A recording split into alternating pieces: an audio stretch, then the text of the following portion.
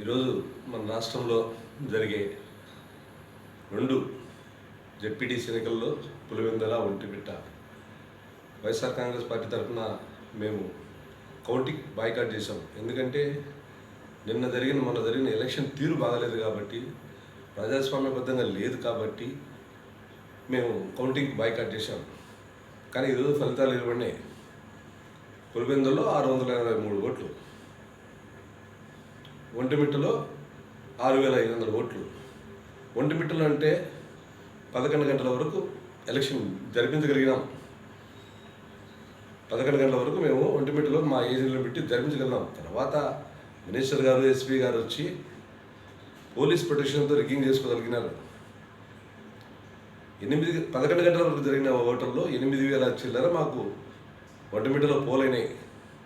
8000 చిల్లర తర్వాత వాళ్ళు సుమారు 10,000 పైచలకు రిగ్గింగ్ చేసుకుంటే వాళ్ళకు వచ్చిన ఓట్లు 12,000.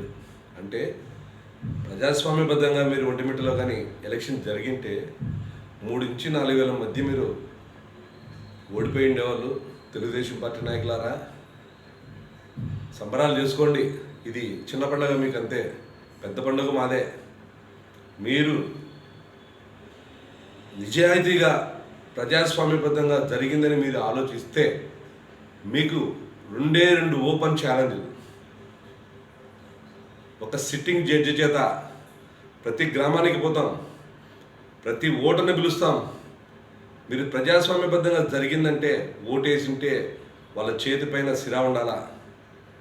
ఈరోజు పులివెందుల్లో కానీ ఒంటిమిట్ట మండలం కానీ చేతిపైన సిరా లేదంటే మీరు ప్రజాస్వామ్యానికి విరుద్ధంగా ఓట్లేసుకున్నట్టే కదా. ఈ ఛాలెంజ్ని మీరు ఎవరైనా స్వీకరించగలరా?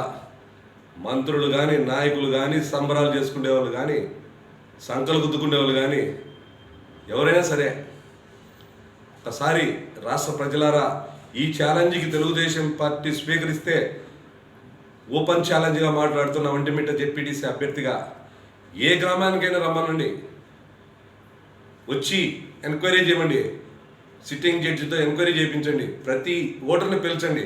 వాళ్ళ చేతిపైన ఇంకు ఉందా? ఓటు వేసి ఉంటే ఇంకు ఉండాలి కదా. చేతిపైన ఓటు వేసి ఉంటే సిరా వేస్తారు కదా అధికారులు. ఈ ఒక్కటిసారి మీరు నిజాయితీ పరులు, విజయం మోహించిన ప్రజాస్వామ్యబద్ధంగా ఈరోజు పులివెందుల్లో విజయం సాధించారు. 623 ఓట్లు ఏంటండి? ఇప్పుడు కావాలంటే 5,000 మంది బయట వచ్చి ఓటర్లు మీకు చూపించారు మాకు ఓటు వేయలేదని. ఈ ఛాలెంజ్ మీరు స్వీకరిస్తారు ఆ పులివెందుల్లో? ఒంటిమిట్టలో అయినా సరే ప్రతి గ్రామానికి పోతాం. ఓటర్లను కొట్టి ఎలక్షన్ రిగ్గింగ్ చేసుకున్న వాళ్ళు మీరు కూడా మాట్లాడితేట. ఓటర్లను కొట్టారు మీరు, ఎన్నికల ఏజెంట్ కాదు, ఓటర్లను కూడా కొట్టారు. ఒకసారి రాష్ట్ర ప్రజలంతా గమనిస్తున్నారు. భవిష్యత్తులో మీకు మంచి నిర్ణయం తీసుకుంటారు, బాగా బుద్ధి చెప్తారు.